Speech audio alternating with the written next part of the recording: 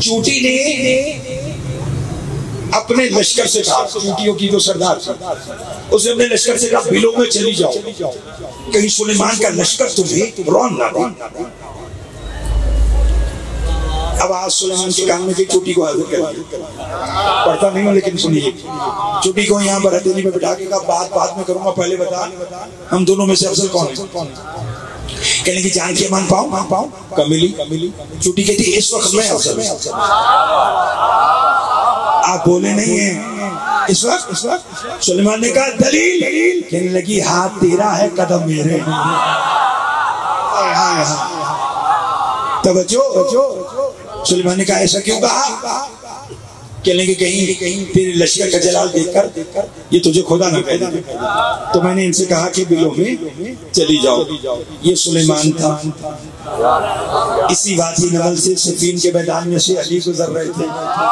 ایک چوٹی نے اپنے لشکر سے کہا جسے زندگی چاہیے بلوں سے نکلو، علی کے دلدل سے لپٹ جاؤ۔ ہائے ہائے نہ علی کے دلدل سے لپٹ جاؤ۔ میں یہ ساری بات چھوڑ، سلیمان بن داؤد اتنے بڑے نبی اور بادشاہ تھے کہ اپنا محل انہوں نے جو تعمیر کروایا اس میں 57 برس لگے۔ کتنے؟ سنیے، اور مجھے خوشی ہو رہی ہے کہ آپ خیبر سے ہٹ کر بات کریں۔ ہاں، ہر چیز کا ایک وقت ہے۔ آج اگر عظمت سیدہ پر بات ہے تو اسی پر ان سے توجہ چاہوں گا۔ 57 سال میں محل تیار ہوا۔ سلیمان بن داؤد نے بادشاہ بھی سے محل میں قدم رکھتے ذاتی کہنے لگے کہ خبردار، میری اجازت کے بغیر کوئی میرے محل میں نہ آئے۔ نتیجہ میری اجازت کے بغیر کوئی میرے محل میں نہ آئے۔ یہ کہہ کر ابھی 2-4 قدم چلے بھائی، پیچھے کسی کے قدموں کی آواز۔ سلیمان نے پلٹ کر دیکھا اور برہم ہو کر کہنے میں نے نہیں کہا تھا میری اجازت کے بغیر کوئی نہ آئے۔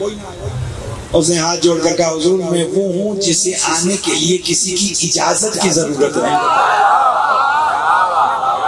ایسی بات سننے کی عادت آپ نے داد اتنی دی ہے، دعا اتنی دی ہے کہ اب میرا حدث آپ سے داد لینا نہیں ہے، بات سمجھانا، اور وہ میں الحمدللہ سمجھا پا رہا ہوں۔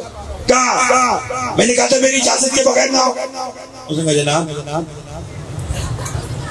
مجھے آنے کے لیے کسی کی اجازت کی ضرورت نہیں ہے۔ کہ کون ہے تو؟ کہ ملک الموت۔ کیوں آیا ہے؟ آپ کی جان لینے۔ کہنے لگے 57 برس میں محل تعمیر کیا، 4 قدم چلا اور تو مجھے لینے آ گیا۔ ملک الموت نے کہا 57 برس میں تو نے فخر بھی تو آج کیا ہے، نہیں لطف لیا، ناز بھی تو تو نے آج ہی کیا نا کہ میں اتنا بڑا بادشاہ نبی تو کوئی نہ آئے۔ اسے مناسب نہیں لگا، اس نے مجھے بھیج دیا اور میں جہاں آتا ہوں مجھے کسی کی اجازت کی ضرورت نہیں۔ ندیم بھائی آئندہ سال تک اگر یہ جملہ انہیں یاد نہ رہا، اللہ اکبر، اللہ اکبر، اللہ اکبر، اللہ اکبر، فرمایا میری اجازت کے بغیر کیوں آیا؟ کہ مجھے کسی کی اجازت کی ضرورت نہیں۔ اور حضور یہی جملہ ملک الموت کا اللہ کو مناسب نہیں لگا۔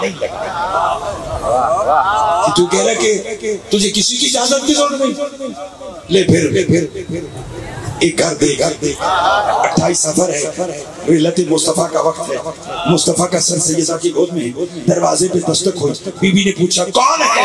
کہنے لگا بی بی میں وہ ہوں جسے آنے کے لیے کسی کی اجازت کی ضرورت نہیں، مگر اللہ نے کہا ہے بطول کے دروازے پر جا کر پہلے دستک دے، اجازت دے تو جانا۔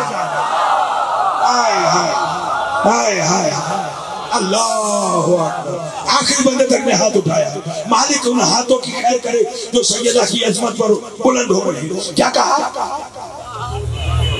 کہ اللہ نے کہا کہ ہر جگہ اجازت کے بغیر جا، مگر سیدہ کے دروازے پر کھڑا مرزا صاحب 3 رجب تک انشاءاللہ یہ باتیں انہیں یاد رہیں گی، اور آپ کو انشاءاللہ 8 بجے مجلس بھی وقت سے شروع ہوگی. سردی اور دھند کا موسم ہے تو آپ سے گزارش ہے، سید جعفر شاہ صاحب کی طرف سے پہلی مرتبہ اس مجلس کو قائم کیا گیا ہے، مالک ان کی بھی توفیق